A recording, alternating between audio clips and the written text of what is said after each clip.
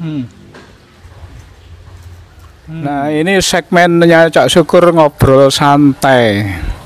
Nah, kali ini kebetulan bersama dengan seorang pendekar ya sini guys ya. Ini pendekar pencak silat atlet PON tahun 93. Nah, ini 14. ya, namanya Pak Agus Effendi yang terkenal juga dengan Agus Londo. Pak Agus ini kenapa disebut Pak Agus Londo? Karena dia memang keturunan Londo. Ya. Nah, ngomong-ngomong tentang perkembangan pencak silat ini di Indonesia khusus umumnya dan di Lumajang atau Jawa Timur pada khususnya seperti apa Pak Agus sekarang ini Pak Agus? Kalau perbedaan atlet dulu, umumnya berlatih silat itu dulu memang ingin prestasi, soal riwet itu masih nomor 2. Kalau sekarang yang dipikirkan itu riwet, baru latihan, bukan penjiwaan. Kalau orang zaman dulu kan enggak.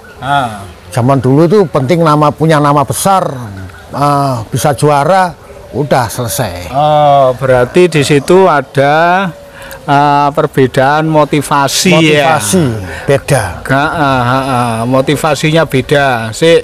Yang dimaksud dulu itu zaman sampean biyen tahun piro Pak Agus bermain mulai bermain silat dan kemudian sampai masuk PON tahun berapa dan tahun berapa juara berapa mewakili Jawa Timur ya istilahnya. Bisa ceritakan Pak Agus? Dulu saya belajar silat itu kelas 3 SD. Cuman mengisi kekosongan waktu dan karena sering dibully karena perbedaan ras ya. Dulu kan Agus Londo ya. Otomatis kebencian pribumi ke Belanda kan tinggi Mas. Jadi saya sering dibully, dipegang, dimintai uang saku diambil itu biasa ya. Diajar itu sering. Saya itu sendirian. Jadi waktu berangkat sekolah itu kan ada uang saku dari mbah saya. Uang saya diminta. Terus saya itu sampai ada pohon saya diikat di pohon itu. Nang konco-koncone itu. Iya. Terus tanpa sebab yang jelas, saya itu sering istilahnya diketaki. Saya duduk itu ketak. Pokoknya dibuat bahan sasaran sama mereka. Dan saya tidak tahu kesalahan saya itu apa. Ujungnya mereka itu cuman kamu orang bule, kamu penjajah tuh. Jadi saya jadi pelampiasan perbuatan yang tidak saya lakukan. Saya tidak tahu apa-apa sebenarnya. Karena saya turunan Belanda ya. Jadi saya jadi sasaran mereka. Saya sendiri juga bingung. Kenapa begitu? Mungkin itu jalan hidup saya ya. Hingga suatu hari ketemu sama Pak Rik saya. Kamu sering diajar opoli karena saya bule. Beda dengan yang lain. Rambut saya dulu kan merah. Memang asli, bukan semilan kayak anak zaman sekarang. Akhirnya dari situ saya belajar silat. Karena takut dikeroyok saya tidak bisa ngapa-ngapain. Jadi motivasi saya ikut silat dulu tuh untuk bela diri aja. Karena pelatih saya melihat saya punya bakat, akhirnya saya dilatih keras. Gitu. Akhirnya ya tarung jalanan saya. Akhirnya terjadi tarung jalanan. Tarung jalanan? Ya tarung sudah. Tarung SMP, tarung dihukum biasa, dihukum guru biasa. Akhirnya saya jadi brutal. Motivasi saya harus menang sama anak-anak, harus punya nilai lebih dari anak-anak teman-teman sekolah saya. Sampai berlanjut SMA, itu ya tarung. Maka belajar silat itu tadi karena itu tadi? Karena tarung, kepingin tarung menang. Akhirnya sama pelatih saya dibilangin, kamu tidak ada fungsinya kalau begini. Kalau kamu memang jago, turun gelanggang di pertandingan pencak silat resmi. Di situ kamu nanti punya nama yang bisa dikenang sampai mati. Akhirnya saya itu fokus ke prestasi. Tahun 85 saya sudah juara remaja Lumajang. Sudah mulai menarik nih yes. Motivasinya dia sudah menjadi jago silat dan kemudian hingga hari ini menjadi pelatih silat ternyata berangkat dari dibully. Dibully konco-koncone maka termotivasi untuk bermain silat. Wes dilanjutkan ceritanya ya apa mau? Setelah jadi sering gelut tadi. Iya tarung jalanan sering. SMA itu ya biasa kalau misalnya lawan bawa celurit, ayo bacoo.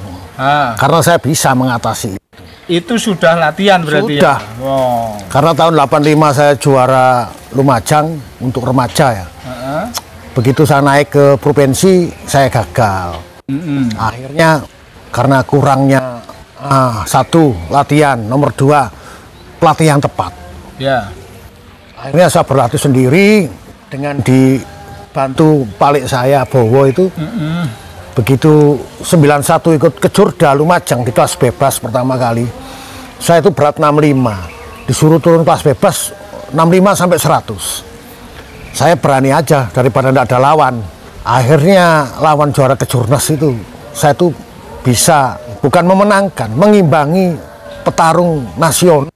Sudah bagus. Akhirnya saya diambil Plada Jawa Timur. 91 diambil Plada. Oh, jadi mulai 91 itu sampean sudah tergabung di Plada Jawa Timur. Ya, terus. Di bawah bimbingan Cak Sumitro, guru saya Pak Budyo, terus Cak Biari. Saya bergaul dengan orang-orang juara-juara dunia. Dari situ saya dilatih bagaimana bertarung di gelanggang yang baik, bagaimana bersikap yang baik. Karena kita berlatih keras, bagaimana menyiapkan mental, terutama mental kita harus bagus.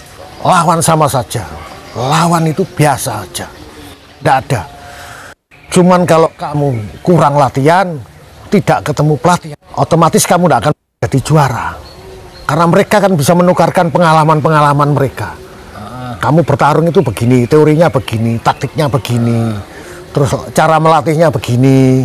Jadi kalau lawanmu latihan 100 kali, kamu harus 1000 kali. Jadi berlatih keras itu wajib. Nomor dua, punya mental yang baik. Terus ketiga, punya aturan, attitude yang baik. Walaupun sudah menang, setelah gelanggang ya sudah, tidak ada apa-apa. Kita sportif aja, sportivitas ya, junjung tinggi. Ya.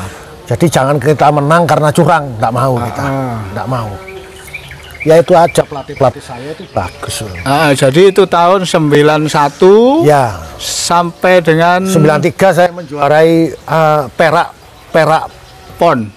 Oh, jadi 93 perak di pon 93. Ya, pon terus 13. Ya, setelah 93 itu 96 saya 96 perunggu. Setelah itu saya vakum lama memang. Vakum lama enggak di bidang silat. Makanya kan banyak pesilat-pesilat muda-muda yang enggak tahu. Anak yang umur 20 ke atas enggak tahu. Dan saya satu-satunya pemain Lumajang yang bisa terjun di PON. Pelatnas pun untuk SEA Games Chiang Mai saya ikut. Oh, SEA Games pernah main SEA Games? SEA Games Chiang Mai. Chiang Mai cuman saya kan diseleksi.